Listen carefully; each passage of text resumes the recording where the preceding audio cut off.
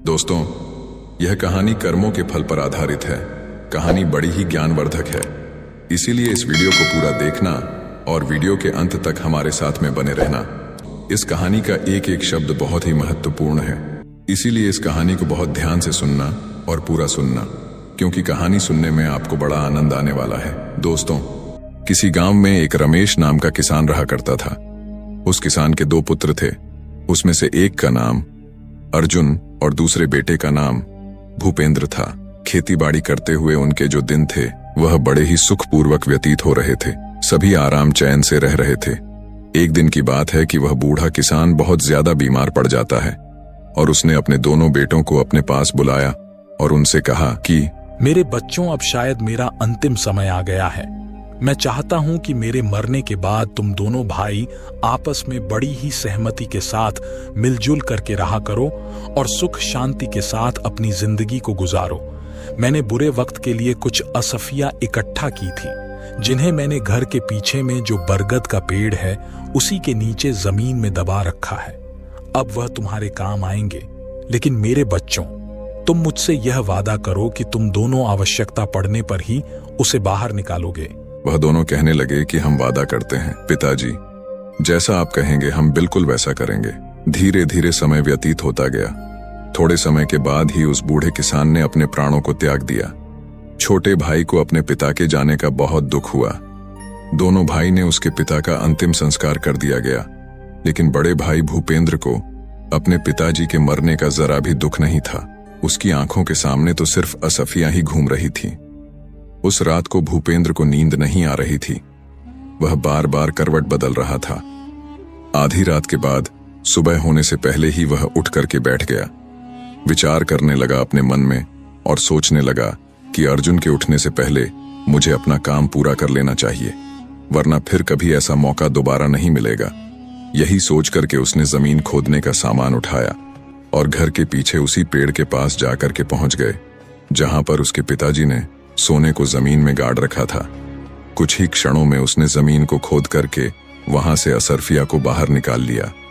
असरफियों को देख करके वह बहुत खुश हुआ। कहने लगा, वाह, इतनी सारी असरफियां! अब लगता है मुझे जिंदगी में कभी भी मेहनत नहीं करनी पड़ेगी और ना ही किसी चीज की कमी रहेगी। उसने तुरंत ही वह असरफियां का घड़ा उठाया और दूसरे पेड़ के नीचे जाकर के जमीन के नीचे गाड़ दिया और फिर आराम से घर में पहुंच करके अपने उसी स्थान पर जाकर के दोबारा लेट गया।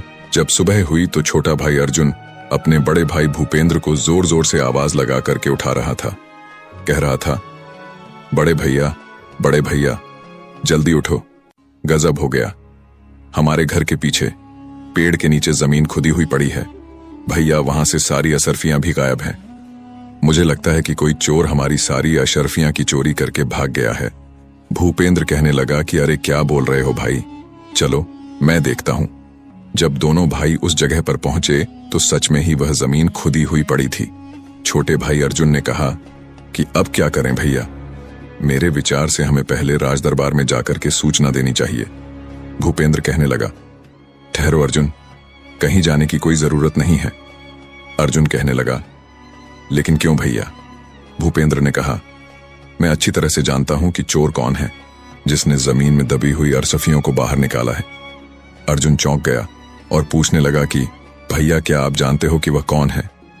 भूपेंद्र कहने लगा कि तुम जानना चाहते हो तो सुनो कि वह चोर कौन है। वह चोर तुम ही हो। यह सुनकर के अर्जुन कहने लगा, भैया यह आप क्या कह रहे हो? नहीं भैया, मैं और चोरी नहीं, मैंने कोई चोरी नहीं की है। भूपेंद्र कहने लगा, फालतू बोलो मत, तुम्हारे और मेरे अलावा इन असरफियों के बारे में और कोई नहीं जानता था। यह बात साफ है कि तुम अकेले ही सारा धन हड़पना चाहते हो। अर्जुन ने यह सुनकर के कहा कि आप ऐसा मत कहो भैया, मैं सच कहता हूं कि मैंने कोई असरफ नहीं चुराई है, मैं कुछ नहीं जानता। भूपेंद्र कहने लगा कि तो तुम मुझे वह असरफियां लौटा दो, नहीं तो तुम इस घर का दरवाजे अपने लिए हमेशा हमेशा के लिए बंद समझो। अर्जुन उदास होकर के बोला, ठीक है भैया, यदि आपको मेरी बात पर विश्वास नहीं है तो मैं यह घर ही क्या इस गांव को छोड़ करके चला जाऊंगा। अर्जुन दुखी मन से तुरंत ही वहां से निकल पड़ा। वह चलते चलते सोचने लगा कि सच्चाई जाने बिना ही बड़े भैया ने मेरे साथ ऐसा सुलूक क्यों किया। अब बदनाम होने से अच्छा है कि मैं यह गांव छोड़ करके ही चला जाऊं। जब घर पर बैठा भूपेंद्र बड़े आराम से यही विचार कर रहा था कि वाह, कितनी आसानी से यह कांटा अपने आप ही निकल गया। अब सारी अरसफियां सिर्फ मेरी है, मेरे अलावा और किसी को इसमें हिस्सा नहीं देना पड़ेगा। दूसरी तरफ वहां जो उसका छोटा भाई था, अर्जुन बड़े ही दुखी मन से वहां से चलता ही जा रहा था। शाम भी हो गई थी। चलते चलते उसके मन में कई तरह के विचार उत्पन्न हो रहे थे। उसके मन में एक विचार आया कि कहीं भैया ने सारा धन हड़पने के लिए ही कोई चाल तो नहीं चली है। वह अपने विचारों में खोया हुआ लगातार चलता ही जा रहा था कि तभी वह एक बड़ी सी चट्टान के ऊपर जाकर के बैठ गए। अब रात हो चुकी थी और चारों ओर घना अंधेरा छाया हुआ था।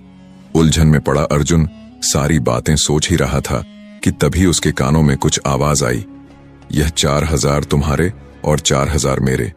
वह सोचने लगा कि कैसी आवाज है। सच्चाई जानने के लिए अर्जुन नीचे की ओर झुका। उसने देखा कि 3 आदमी वहां पर थे जो बैठे हुए थे और वे तीनों आपस में किसी तरह के धन का बंटवारा कर रहे थे। अर्जुन को यह समझने में बिल्कुल भी देरी न लगी कि यह तीनों चोर और यह तीनों चोरी का माल आपस में बंटवारा कर रहे हैं। तभी अचानक से अर्जुन का पैर फिसल गया और वह उन चोरों के बीच में जाकर के धड़ाम से गिर पड़ा। अंधेरा होने के कारण चोरों को कुछ भी दिखाई नहीं दिया और वह डर के मारे भागने लगे और कहने लगे कि भागो भागो भाई, यहां से लगता है कि यह राजा का कोई गुप्तचर या फिर उनका कोई सिपाही है जो हम सभी लोगों को पीछा कर रहा था।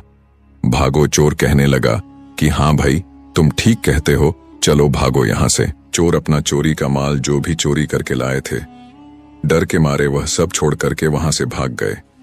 जब अर्जुन की नजर उस धन पर पड़ी तो वह मन ही मन बहुत प्रसन्न हुआ। लेकिन तभी उसके मन में एक दूसरा विचार आया कि असल में यह मुद्राएं चोरी की हैं, इन्हें साथ में ले जाना बिल्कुल ठीक नहीं होगा, इसलिए इनको यहीं पर गाड़ देता हूं और जरूरत पड़ने पर मैं इनको ले जाऊंगा। यही विचार करके अर्जुन ने वह सारी मुद्राएं एक पेड़ के नीचे गाड़ दी और रात भर वहीं पर रहा। सुबह अपने रास्ते पर चलने लगा। दोपहर होते होते वह एक घने जंगल से जा रहा था। तभी कुछ लुटेरों ने उसको घेर लिया और लुटेरों का सरदार उससे कहने लगा कि खबरदार, जो कुछ भी तुम्हारे पास है वह निकाल करके हमको दे दो, नहीं तो हम तुम्हें जान से मार देंगे। अर्जुन लुटेरों की बात को सुनकर के कहने लगा कि भाइयों, मैं तो खुद ही एक मुसीबत में हूं और मेरे पास धन भला कहां से आएगा। लुटेरों का सरदार कहने लगा, ये झूठ बोल रहा है, इसकी तलाशी लो। तलाशी लेने के बाद जब अर्जुन के पास वास्तव में उन्हें कोई भी वस्तु प्राप्त नहीं हुई तो सरदार क्रोध से चिल्ला उठा और कहने लगा, कोई बात नहीं है, अगर इसके पास पैसे नहीं है तो भी ये हमारे काम आएगा, इसे अपने ठिकाने पर ले चलो, देवी मां को इसकी बलि चढ़ाई जाएगी। यह बात सुनते ही अर्जुन के होश उड़ गए। वह सोचने लगा, एक तरफ मैं मुसीबत का मारा था और कहां जाकर के इन डाकुओं के चंगुल में पड़ गया, उससे और बड़ी मुसीबत का सामना करना पड़ रहा था। तभी कुछ डाकू ने अर्जुन के हाथ पर बांधे और अर्जुन को उठा करके अपने ठिकाने पर ले गए। परंतु उनके अड्डे तक पहुंचते पहुंचते अर्जुन को एक उपाय समझ आ गया। अड्डे पर पहुंचने के बाद उसने डाकुओं के सरदार से कहा, अगर तुम मुझे अपने दल में शामिल कर लेने का वादा करो तो मैं तुम्हें 8000 स्वर्ण मुद्राओं का पता बता सकता हूं। इतना सुनकर के वह जो लुटेरों का सरदार था कहने लगा, 8000 मुद्राएं? यदि तुम वास्तव में सच कहते हो तो हमें तुम्हारी शर्त मंजूर है, जल्दी से हमें उन मुद्राओं का पता बताओ। अर्जुन कहने लगा कि देखो भाई, अभी तो रात होने वाली इस समय वहां पर जाना बिल्कुल भी ठीक नहीं है। कल सुबह होते ही मैं तुम लोगों को वहां पर लेकर के चलूंगा। लुटेरों का सरदार कहने लगा, ठीक है, लेकिन खबरदार, हमारे साथ कोई भी चालाकी करने की कोशिश बिल्कुल मत करना, वरना तुम जानते हो कि इसका क्या परिणाम होगा। तुम्हारे साथ जो भी होगा वह तुमसे बर्दाश्त नहीं होगा, इसीलिए सोच समझ करके मुझसे कोई बात करना। अर्जुन बोला, निश्चिंत रहो सरदार, मैं तुमसे कोई भी धोखा नहीं करने वाला। सुबह होते ही मैं आप सबको वहां लेकर जाऊंगा। सरदार ने कहा, ठीक है। अगली सुबह होती है। अर्जुन उन चोरों को उसी जगह पर लेकर के पहुंच जाता है जहां पर उसने वह सोने की मुद्राएं जमीन में दबाई हुई थीं। सरदार के आदेश पर तुरंत ही उसके आदमियों ने उस जगह को खोदा और शीघ्र ही वह स्वर्ण मुद्राएं उसके सामने थीं। स्वर्ण मुद्राओं को देख करके वह सभी जो सरदार के आदमी थे, डाकू थे, वह बहुत प्रसन्न हो जाते हैं। मुद्राओं को अपनी थैली में भर करके अपने अड्डे की ओर चल पड़े, परंतु अर्जुन के दिमाग में अभी भी कोई दूसरी योजना चल रही थी। वह विचार कर रहा था कि यह स्वर्ण मुद्राएं एक तरह से तो मेरे काम में ही आई, लेकिन मैं जल्दी ही इनकी मौत का कारण बन जाऊंगा। इस घटना के बाद अर्जुन उन लुटेरों के गिरोह के साथ ही रहने लगा और वह लुटेरों का सरदार का सबसे विश्वास पात्र व्यक्ति बन चुका था। कुछ समय के बाद अर्जुन ने उन लुटेरों के सरदार से कहा कि सरदार, मैं 10 दिन के लिए अपने घर को जाना चाहता हूं। यदि आपकी इजाजत मिल जाए तो मैं अपनी बूढ़े मां को, जो इस समय बीमार है, एक बार उनसे मिलना चाहता हूं। सरदार अर्जुन की योजना से बिल्कुल भी अनजान थे। वह अर्जुन को अपना सबसे विश्वास योग्य आदमी मानता था। वह जानता था कि अर्जुन उसका सबसे भरोसे का आदमी है। वह कभी भी उसके साथ किसी तरह का कोई धोखा नहीं कर सकता है। उस डाकू ने जब अर्जुन की बात सुनी तो उसने अर्जुन को 10 दिन के लिए अपने घर जाने की इजाजत दे दी। अर्जुन अपने घर जाने के लिए रवाना तो हुआ, परंतु वह अपने घर जाने के बजाय राजा के महल की तरफ चला गया। उधर राजमहल में महाराज पहले ही उस डाकू के आतंक से बहुत परेशान थे। वह अपने महामंत्री से कह रहे थे कि मंत्री जी, आखिर वह डाकू कब पकड़ा जाएगा? पूरा राज्य उसके आतंक से परेशान हो रहा है। मंत्री जी महाराज की बात को सुनकर के कहने लगे कि मैं अपनी तरफ से महाराज पूरी कोशिश कर रहा हूं। वह आतंकी जल्दी ही आपको कारागार में नजर आएगा और उसको उसके किए की सजा जरूर मिलेगी। उसी समय वहां पर एक पहरेदार आया और कहने लगा कि महाराज की जय हो। महाराज, एक व्यक्ति आपसे डाकू जगीरा के बारे में मिलना चाहता है। वह कहता है कि मैं उसके बारे में सब कुछ जानता हूं। उसकी बात को सुनकर के महाराज कहने लगे कि अच्छा, उसे तुरंत यहां पर लेकर के चले आओ। वह सिपाही गया और कुछ समय के बाद ही अर्जुन को राजा के सामने लेकर के पहुंच गया। अर्जुन राजा से कहने लगा कि महाराज को मेरा प्रणाम है। महाराज, मेरा नाम अर्जुन है। राजा कहने लगा, कहो नौजवान, तुम जगीरा के बारे में क्या जानते हो? उसके बारे में तुम्हें जो भी जानकारी है वह सब कुछ मुझे बता दो। अर्जुन कहने लगा कि महाराज, मुझे क्षमा करो, मैं आपसे एकांत में इस बात को करना चाहता हूं। मंत्री ने कहा कि दुष्ट, क्या तुम जानते नहीं, यहां राजा के सम्मानित और विश्वास पात्र व्यक्ति मौजूद है। जो कहना चाहते हो तुम सबके सामने ही कहो। राजा कहने लगा, ठहरिए महामंत्री जी, यदि यह हमसे एकांत में बात करना चाहता है तो हम इससे एकांत में ही बात करेंगे। आप लोग यहां से चले जाइए, हमें बिल्कुल एकांत छोड़ दीजिए।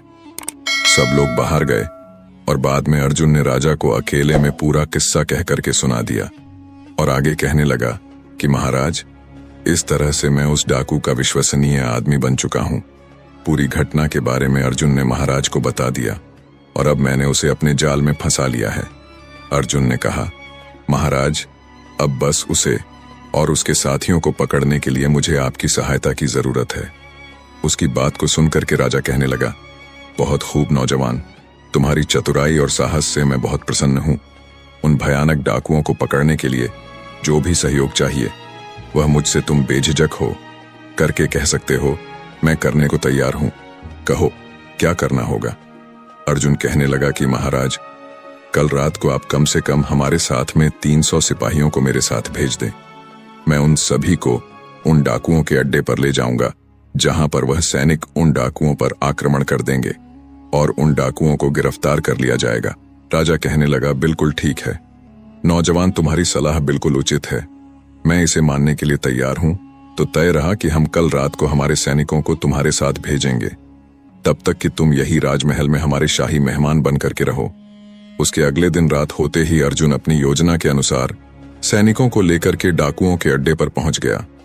सैनिकों की टुकड़ी ने उन डाकुओं पर आक्रमण कर दिया। कुछ ही समय में सैनिक ने उन डाकुओं को गिरफ्तार कर लिया और उनमें से कुछ डाकू मारे भी गए और जो बचे हुए थे उनको महाराज के सामने पेश कर दिया गया। राज दरबार में अर्जुन को देख करके डाकुओं का सरदार जो था वह मन ही मन सोचने लगा, उसने कितना बड़ा धोखा किया। मैंने इस व्यक्ति पर विश्वास किया और इसने मेरे साथ विश्वासघात किया। इस आदमी ने हमें कहीं का नहीं छोड़ा। अगले दिन दरबार में सभी दरबारियों और मंत्रियों से विचार विमर्श करने के बाद राजा जो था उसने सभी डाकुओं को एक ही सजा सुना दी। इन सभी खूनी दरिंदों को हम सजाए मौत देते हैं, क्योंकि इन्होंने किसी के साथ कोई रियायत और ना ही रहम किया है। इसलिए इनको जीने का कोई अधिकार नहीं है। सैनिकों, अब तुम इन्हें ले जाओ और अगले 2 दिन इन्हें फांसी पर लटका देना। इसके बाद वह राजा था। उसने कहा कि अर्जुन, तुम्हारी बहादुरी से हम बहुत प्रसन्न हैं। आज से हम तुम्हें अपना सेनापति नियुक्त करते हैं। अर्जुन ने यह सुनकर के कहा कि आपका धन्यवाद महाराज, जो आपने मुझे देश की सेवा करने के योग्य समझा। उधर दूसरी तरफ अर्जुन का जो बड़ा भाई था, अपने पिता की मेहनत की कमाई को बुरे कामों में बर्बाद कर रहा था, क्योंकि वह उसकी खुद की कमाई नहीं थी और वह बेईमानी करके उस धन को प्राप्त किया था। उसको उससे जुआ खेलने की बुरी लत लग चुकी थी। वह शराब और जुए में अपना सारा पैसा बर्बाद कर चुका था। उसकी हालत इतनी दयनीय हो चुकी थी कि उसके पास खाने के लिए अन्न तक भी नहीं था। पूरे गांव में वह इतना बदनाम हो चुका था कि अब उसे गांव में कहीं भी कोई भी काम नहीं मिल पा रहा था। इसीलिए उसने यह निश्चित किया कि इस गांव में भूखा मरने से अच्छा है कि मैं किसी दूसरे गांव में जाकर के कोई काम धंधा ढूंढ लूं। इसी तरह से विचार करते हुए वह अपने घर से निकल पड़ा। चलता चलता उसी राज्य में आ पहुंचा जहां पर उसका भाई अर्जुन सेनापति था। उसी नगर में वह किसी सेठ जी की दुकान पर गया और उनसे पूछने लगा, सेठ जी, क्या मुझे कोई काम मिलेगा? सेठ ने उसकी बात सुनक के कहा, अरे भाई, तुम तो चेहरे से ही चोर उचक्के लगते हो। तुम्हें भला कोई क्या काम देगा? इसलिए मुझे माफ करो भाई और यहां से चले जाओ। भूपेंद्र सोचने लगा, ईमानदारी से शायद मुझे यहां पर कोई काम मिलने वाला नहीं है। अब तो पेट भरने के लिए मुझे चोर और उचक्का ही बनना होगा। तभी उसकी नजर सेठ के पास रखी हुई एक थैली पर पड़ी। उसे लगा कि स्वर्ण मुद्राओं से भरी हुई थैली है। उसने वहां से वह थैली उठा ली और तुरंत ही वहां से भाग निकला और सेठ को उसे पकड़ने का मौका ही नहीं मिला।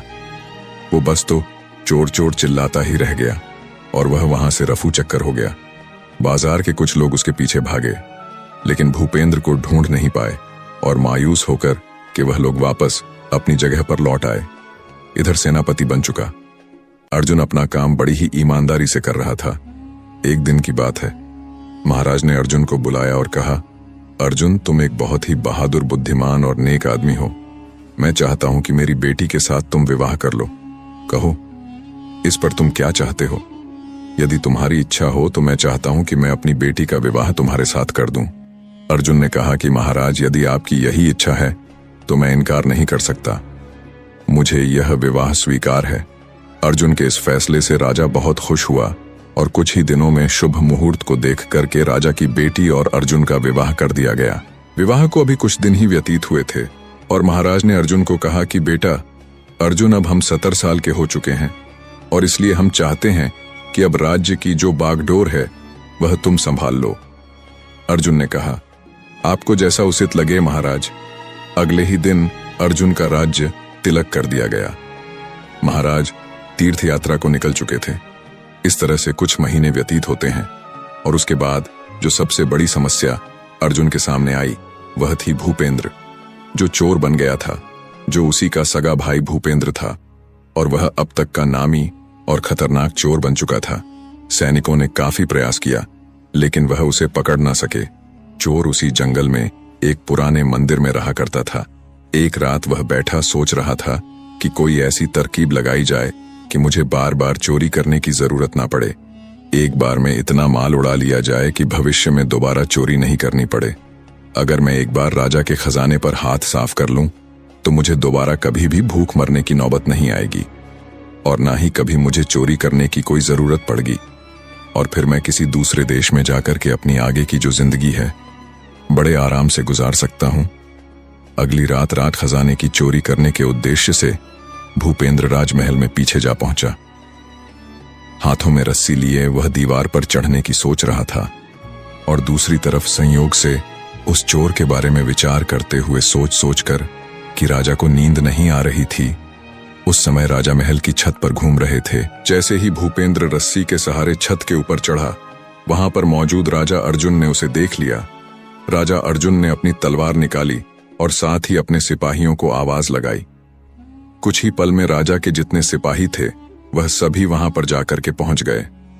राजा ने सैनिकों से कहा कि सैनिकों गिरफ्तार कर लो इसे।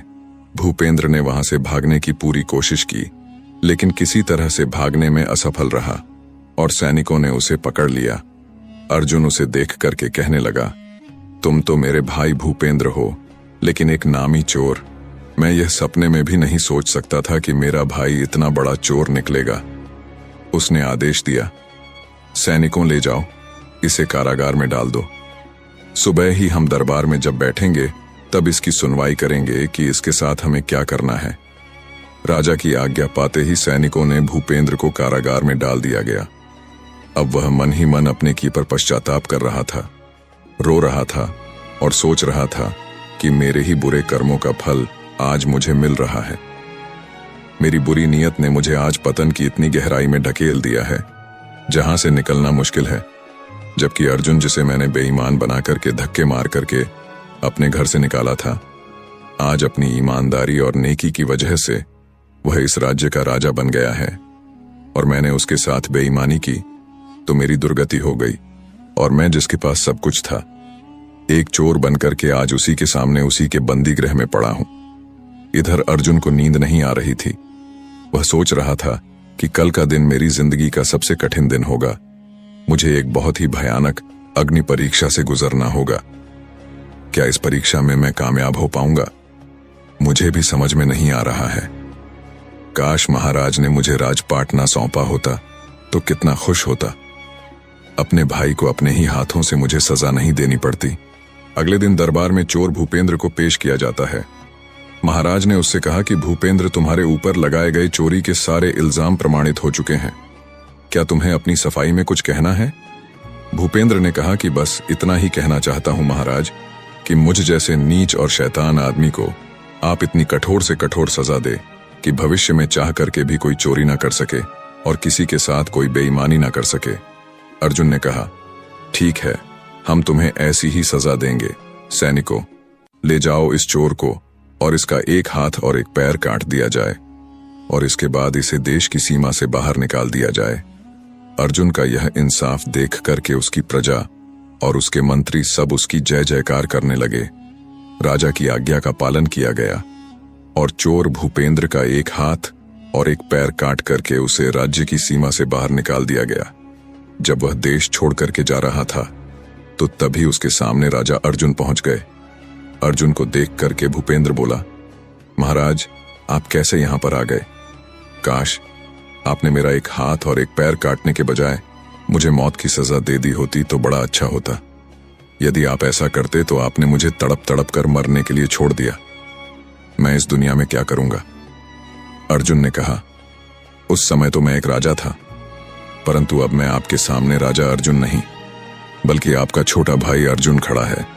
एक राजा होकर के मैंने एक चोर को सजा देकर के अपने राज धर्म का पालन किया था और अब एक भाई अपने भाई से अपने धर्म और कर्तव्य का पालन करने के लिए आया है। भूपेंद्र ने कहा, मैं कुछ समझा नहीं। अर्जुन कहने लगा, भैया, मैं जानता हूं कि एक हाथ और एक पैर काटने की वजह से आप कभी भी कोई काम अपने जीवन में नहीं कर पाएंगे और इसके लिए मैं आपको कुछ धन देकर के जाऊंगा। इस थैले में कुछ स्वर्ण मुद्राएं हैं, इन्हें आप ले लीजिए, जो कि मेरी मेहनत की कमाई हुई है। मुझे विश्वास है कि इस मेहनत के धन के साथ आप किसी दूसरे देश की सीमा में अपना जीवन बड़े ही आराम से व्यतीत कर सकते हैं। लेकिन भैया, आप इनकार मत करना, नहीं तो कभी भी मैं अपने आप को माफ नहीं कर पाऊंगा। इतना सुनक के भूपेंद्र कहने लगा कि तुम कितने महान हो अर्जुन। ईश्वर हमेशा तुम्हें इसी तरह से खुश रखे, प्रसन्न रखे। फिर दोनों आपस में गले मिलकर के एक दूसरे को बड़े भारी मन से विदाई करते हैं। बड़ा भाई छोटे भाई से कहने लगा, मेरी ईश्वर से यही प्रार्थना है कि मुझे हर जन्म में तुम्हारे जैसा ही भाई मिले। और दोनों भाई अपनी अपनी राह पर इस तरह से वापस चले गए और उसके बाद उस देश में भूपेंद्र को दोबारा किसी भी वन में नहीं देखा और राजा अर्जुन को अपनी प्रजा का पालन करते हुए सुखमय जीवन व्यतीत करने लगे। दोस्तों, यह कहानी आपको कैसी लगी है? आशा करता हूं कि यह कहानी आपको अच्छी लगी होगी। सब्सक्राइब जरूर करें। तो चलिए मिलते हैं ऐसी ही कोई नई कहानी में। तब तक के लिए अपना ख्याल रखें। धन्यवाद।